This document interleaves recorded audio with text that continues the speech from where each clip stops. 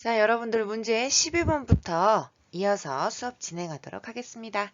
자, 다음 중 부가가치세법상 과세 대상이 아닌 것은 이라고 나와 있네요. 여러분, 과세 대상은 세법에서 굉장히 중요합니다. 세금을 도대체 어디에다가 부과할 거냐? 과세 대상입니다. 자, 그래서 일단 제가 정리를 좀 해보았습니다. 자, 과세 대상은요, 세 개죠. 그건 알고 계시죠, 여러분들? 뭐의 공급? 재화의 공급. 그 다음에 용역의 공급. 그 다음에 재화의 수입이죠, 여러분. 딴 건 몰라도 절대 까먹으시면 안 되는 겁니다, 이거. 그냥 띡 하면 뚝 하고 나와야 돼요. 여러분, 재화의 공급, 용역의 공급, 재화의 수입입니다. 그런데 조심하실 건 뭐냐면 여러분, 왜 용역의 수입은 없을까요? 그죠? 용역을 수입하면 그때는 과세를 안 하겠다 그 뜻이에요. 중요하겠죠. 왜 그러냐면 여러분 재화는 실체가 있죠. 바나나 같은 거. 아니, 바나나는 또 면세니까 그건 좀 그렇고 뭘로 할까요, 여러분들? 뭐 자동차를 수입했어. 그죠, 여러분들? 아니면 고가, 가방, 백, 막 이런 걸 수입했어요. 그러면 재화라는 것 자체는 실체가 있기 때문에, 그죠? 과세 표준을 측정할 수가 있어요. 그런데 용역은 약간 애매하죠. 용역은 여러분 사람이 하는 거잖아요. 사람을 수입했어. 예를 들어서 외국인 노동자들을 수입했어. 그럼 그 사람의 가치가 얼만데? 과세 표준이 얼만데? 그죠? 요게 측정하기가 좀 곤란해요. 그래서 얘는 과세하려고 하면 할 수는 있지만 너무 힘든 거야. 뭐를? 과세 표준을 측정하기가. 그래서 용역의 수입은 과세 대상에 들어가지 않습니다. 꼭 기억하시고요. 그 다음에 재화나 용역은 꼭 사업자가 공급을 해야지만 과세 대상에 들어가요. 그 얘기는 뭐냐면 사업자가 빵을 팔았어. 인터넷에 또는 핸드폰을 팔았어. 그러면 과세 대상이 돼요. 그래서 그 사업자는 팔 때 10%를 더 받아야 돼요. 그런데 재화의 수입은 여러분들 사업자가 아니건 사업자 불문해서 뭐 하기로 했다? 무조건 부가가치세를 거두셔야 돼요. 이건 왜 그러냐면 우리 했잖아. 우리 영세율이라든가 수출 수입할 때는 우리 어떤 것을 소비지국 과세 원칙이라는 걸 적용하기로 했죠? 그래서 소비한 나라야. 우리가 생산한 나라에선 과세 안 했으니까 소비한 나라에서 누구든지 간에 네가 사업자이든 간에 사업자가 아닌 개인이든 간에 무조건 과세하라. 이겁니다. 꼭 기억하셔야 되고 여러분들. 그렇다면 재화나 용역을 나눌 건데 여러분 재화는요. 자, 그림을 이렇게 그린 겁니다. 여러분 재화는요. 물건도 포함되지만 조심하실 건 여기에 권리 같은 것도 포함이 돼요. 이렇게 그림을 그려주시면 됩니다. 물건은 알고 있었어요, 여러분들이. 그죠? 그래서 물건을 또 한번 나눠볼까요? 실체가 있는 물건, 유체물, 그 다음에 형체가 없는 무체물도 여러분 재화의 공급에 들어가요. 유체물. 그럼 무채물에는 예를 들자면 뭐가 있냐면 여러분 전기세가 그런 거예요. 전기세 또는 도시가스. 올해는 작년에 비해서 여러분들 조금 많이 더 춥죠. 그죠? 도시가스. 자, 여러분 전기세하고 도시가스는 딱이 뭐 핸드폰, 뭐 필통, 빵 이런 것처럼 실체가 없는 무채물에 들어가지만 그죠? 재화의 공급으로 봅니다.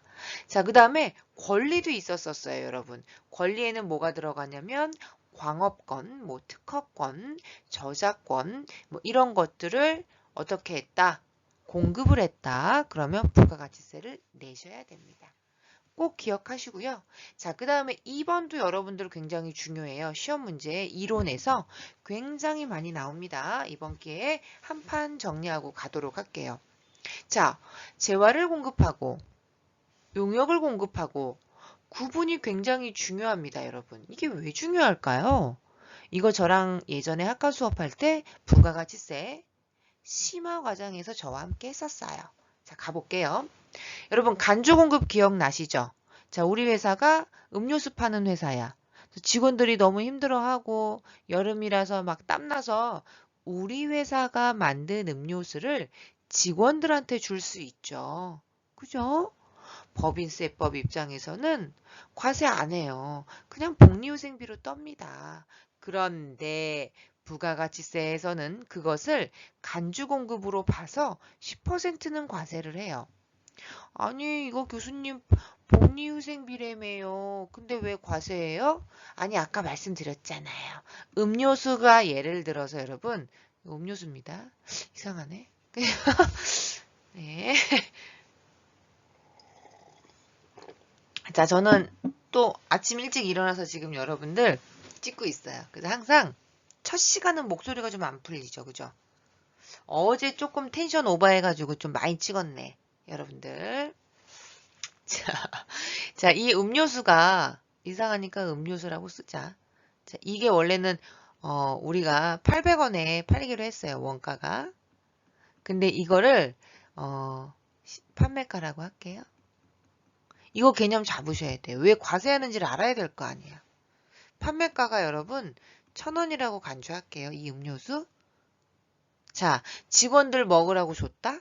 그러면 요 800원은 그래 복리후생비로 떨겠다는 얘기예요. 이해되셨죠? 그렇잖아. 직원들한테 음료수 하나 주면서. 근데 이건 법인세법 입장이고 부가가치세는 야, 그래 네가 800원 준 건 알겠어. 그렇지만 네가 이거를 음료수를 만들기 위해 매입세 공제 받아 먹었네. 근데 매출세액이 안 나오네. 너 이거 정상적으로 팔았더라면 1,000원에 100원은 그죠? 요 100원은 내 이겁니다. 이걸 뭘로 가겠다는 얘기예요? 과세로 보겠다는 얘기예요. 이거를 간주공급이라고 합니다. 그러니까 여러분들 헷갈리시면 안 되고 부가가치세 공부할 때는 매출액 이런 거는 신경 쓰시면 안 돼요. 무조건. 뭐만 신경 써? 10%. 10%만 신경 쓰셔야 됩니다. 이해되셨죠? 자, 그래서 재화의 간주 공급은 과세가 됩니다. 그죠? 그런데 문제는 뭐냐면 용역의 간주 공급이 좀 애매해요. 여러분 아까 제가 말씀드렸듯이 용역은 사람이 하는 거죠. 용역 서비스. 그죠? 그래서 택배 기사님들이 왜 이렇게 물건 집 앞에다 배달해 주는 것도 용역이잖아요. 그런데 용역을 간주 공급한다는 것 자체는 사실상 좀 불가능해요. 내가 택배 기사님이 공짜로 배달을 해줬어. 예를 들자면. 근데 그거를 현실적으로 파악하기가 힘들잖아요. 물건이 없어졌으면 창고 가서 뒤져. 그랬더니 이거 물건이 500개가 없어졌네? 간주 공급. 이래버리면 되는데 이거는 현실적으로 불가능하죠. 그렇잖아요. 내가 공짜로 강의를 해줘. 아니면 뭘 해. 이걸 어떻게 아냐고. 그래서 간주 공급이나 X, 무상 공급이나 과세하지 않습니다. 그러니까 재화는 간주 공급이 있지만 용역의 간주 공급, 용역의 무상 공급은 과세하지 않아요. 용역의 간주 공급은 현실적 불가능하기 때문에 간구 공급 안 하고 무상 공급도 그러니까 헷갈리시면 둘 다 용역은 공급이 원칙은 불가능하다 보시면 돼요. 그리고 용역을 무상으로 공급한 건 여러분 대부분 좋은 일이죠. 그렇잖아요. 내가 만약에 미용사야. 여러분 제가 미용사예요. 그런데 왜 이렇게 독거노인들이라든가 나이 드신 분들 무료로 이렇게 이발해드리시는 분들 있잖아요. 재능기부처럼. 그렇게 했다? 그럼 이걸 공급으로 볼 거냐 이거야. 애매하잖아. 그리고 다 좋은 일인데. 그래서 원칙은 과세하지 않습니다. 그런데 별표. 특수관계자한테 부동산 임대 용역을 무상으로 공급 시에는 과세예요. 자, 요거 가볼게요. 이거 굉장히 중요해. 시험 문제도 오방지게 많이 나오죠? 자, 이게 아빠 건물이야. 아빠가 금수저야. 근데 딸내미가 여기 701호, 이 건물에 701호, 우리 집입니다. 저는 504동 701호, 그죠? 701호에서 딸내미가 아빠, 저 여기서 사업을 좀 할 텐데 돈이 없어요. 요거 좀 임대료 무상으로 좀 해주시면 안 될까요? 그런 거예요. 그럴 수 있죠. 그럼 아빠가 뭐라 그래? 안 된단다. 나는 너를 강하게 키워야 된단다. 라고 할 수는 없잖아요. 그죠? 그래서 이럴 때는 과세가 됩니다. 오케바리? 예소티토. 별표. 되셨습니다. 꼭 기억해 주셨으면 좋겠고요. 자, 그 다음에 3번도 별표할게요, 여러분. 제가 좀 쫀쫀하게 설명해 드리는 이유는 뭐야? 이게 계속 반복적으로 나와요. 그래서 처음 명확하게 설명하고 다음부터는 이제 문제만 풀어 드릴게요. 그런 게 여러분들이 약간 고통스럽지 않아. 찔끔찔끔 가르쳐 주면 짜증나지. 그죠? 가볼게요. 제와 제외 대상이라고 나와 있는 부분이 있어요. 이것도 완전 중요하죠, 여러분. 얘는 아예 재화로 안 보겠다는 얘기야. 헷갈리시면 안 돼요. 재화의 간주 공급은 재화를 공급한 걸로 보겠다는 얘기고, 지금 제가 여기 써드려 있던 얘네들이죠. 여기 별표. 얘네들은 아예 재화로 안 봐요. 그게 뭐냐면 수표, 자기압 수표, 당자 수표, 그 다음에 어음, 상표권, 주식, 채권. 여러분 이거 오타난 것 같아요. 죄송합니다. 상품권인데 이거 그죠? 이런 오타를. 상품권. 이거 좀 수정해 주세요, 여러분들. 상품권. 요런 것들은 여러분들 아예 재화로 안 봐요. 그래서 여러분들 일단 이유는 얘네들은 소비 대상이 아닙니다. 여기 써져 있죠, 여러분들? 소비의 대상이 아니라 거래를 완결시켜주는 수단이에요. 상품권으로 예를 좀 들어볼게요, 여러분. 제가요, 문화상품권 10,000원짜리를 받았어요. 그럼 여러분 이 문화상품권을 살 때 10% 내나요? 안 내죠. 그죠? 상품권 자체는 현금처럼 지불 수단이지 이게 소비 대상은 아니잖아요. 단 이 상품권 10,000원을 가지고 책을 샀어요. 책은 또 면세야. 그지? 이 상품권 10,000원을 가지고 영화를 봤어요. 그죠? 그럼 요때 10%, 이때는 이제 뭐가 돼요? 영화관에서 영화를 보는 건 용역의 공급을 받은 거죠. 그죠? 그럼 그때는 뭐가 돼요? 그때 과세가 되는 거지. 저 상품권이나 주식이나 채권이나 이런 걸 샀을 때 자체는 뭘로 보지 않는다? 재화로 아예 보지 않아요. 거래를 완결하는 수단이기 때문에 그 상품권을 가지고 이제 본격적으로 사용했을 때 소비 대상으로 넘어간다는 거, 그것도 좀 기억해 놓으시고요. 자, 그 다음 가볼게요. 창고증권, 선화증권 뭐 이런 거를 임침을 수반 시 이때는 과세가 된다는 거. 그냥 읽고 넘어가시면 돼요. 여러분 이 창고증권, 선화증권 이런 것들은 뭐냐면 임치물이 뭐냐면 물건이랑 같이 주고받을 때는 그때는 과세가 돼요. 창고 또 나왔으니까 설명 안 할 수가 없네. 여러분 창고증권이라는 게 뭐냐면 제가요 여기 수출을 하려고 해요. 그러면 이제 물건을 그죠? 여기 배에다가 싣기 전에 창고에다가 일단 쟁여놔야 될 거 아니야. 그죠? 그랬다가 요 배에다가 실어야 되잖아요. 그 선적일에 맞춰서. 그러면 요 창고 빌려야 되죠. 물건을 일단 여기다가 빌려놨다가 실어야 되니까 그럼 증권을 발행해 준단 말이에요. 그죠? 그럼 요 증권 자체도 재화의 공급으로 볼 거냐 이거야.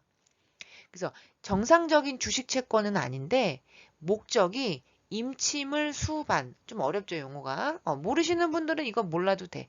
2급에서만 나와 TAT 임침을 물건과 같이 이동해. 그럼 그때는 과세시키겠다 그 뜻이에요. 왜? 그때는 소비로 보니까. 헷갈리시면 소비냐 소비 대상이 아니냐 그걸로 따시면 돼요. 현금 이런 거는 소비의 대상이 아니라 거래를 완결해주는 수단에 해당이 된다. 거기까지.